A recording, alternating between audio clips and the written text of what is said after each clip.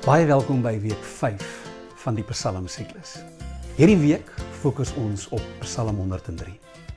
Hierdie psalm vorm deel van die 4de bundel van die Psalmboek, naamlik Psalms 90 tot 106. Hierdie bundel 4, fokus veral op Jahwe, God, se koningskap en 'n oproep na hom om die ballinge weer terug te bring.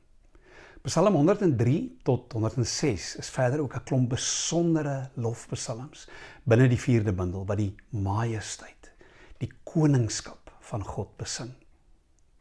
Psalm 103 is 'n psalm wat jou wil oproep om te groei in jou verhouding met die Here en om hom met meer toewyding te dien.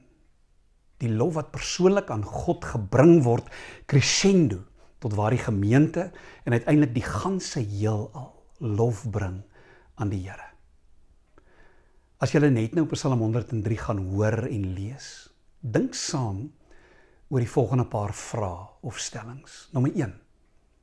Wat beteken dit om God met jou siel, jou hele siel te aanbid? Nommer 2. Weet dat God geprys moet word. So wat is die redes wat jy kan noem waarom hy geprys moet word as jy kyk na verse 6 tot 18?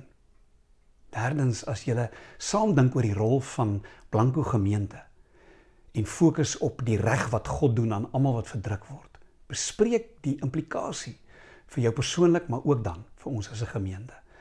En vierdens, weet dat die Bybel ons vertel waarom ons lof aan God moet bring.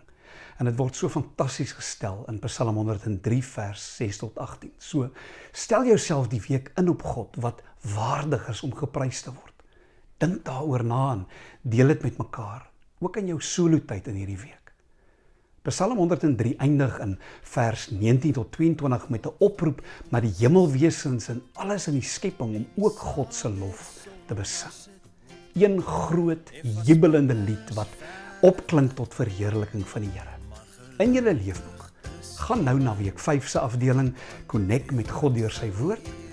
Ons gaan die Lectio Divina Bybelleesmetode gebruik met die lees van Psalm 103.